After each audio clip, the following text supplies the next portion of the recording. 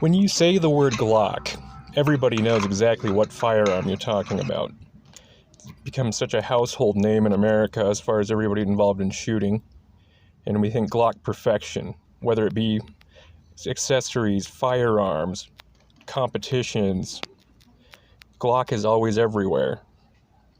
It's also in military applications, as well as law enforcement. And it's such a simple design, the shape of it, what it's made out of, how it's just molded.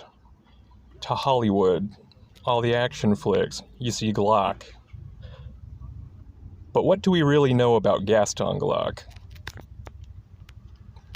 As always, guys, we do not use live rounds unless we're at the range in a controlled area. Firearm checks. Alright, let's get to it.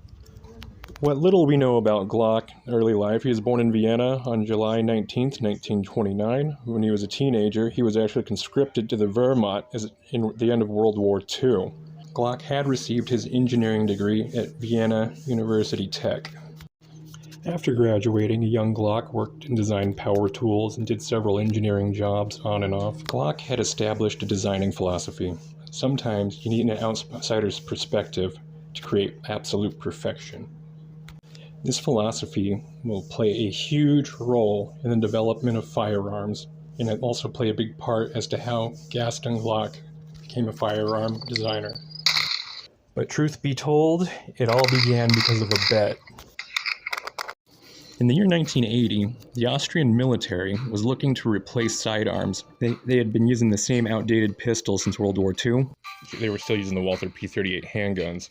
The Federal Ministry of Defense for Austria had a list of 17 different types of criteria that these firearms needed to meet. Somebody had actually bet Gaston Glock that he wasn't able to come up with an idea that would actually be suitable for the Austrian military. They had designed the prototype for the Glock 17.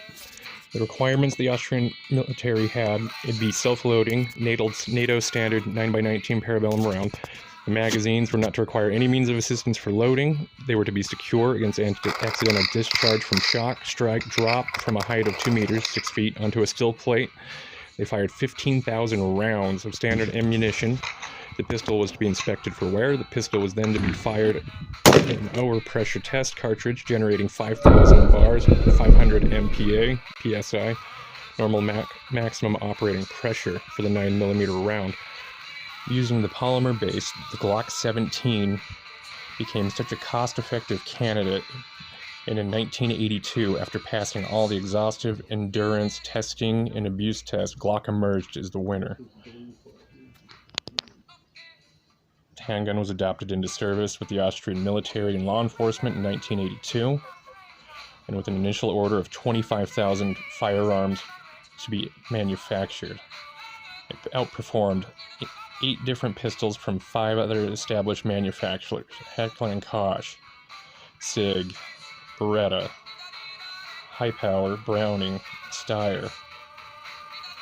Glock came out victorious with no experience in firearms. Glock has 3 safety systems that all work in sequence. There's trigger safety, drop safety, and the firing pin safety. The hammerless feature of the Glock was striker fire. The action of the Glock is never fully cocked except when the trigger is pulled completely to the rear. All 3 safeties will disengage sequentially as the trigger is pulled. This safety technology is what made Glock so popular, whether it be a household in the United States or law enforcement agencies across the world. And Glock just always continued to perfect his work and upgrade different generations, developing more models, more compact, and there was that Glock safe action pistol's perfection. Rest in peace, Gaston Glock. Thanks so much for watching.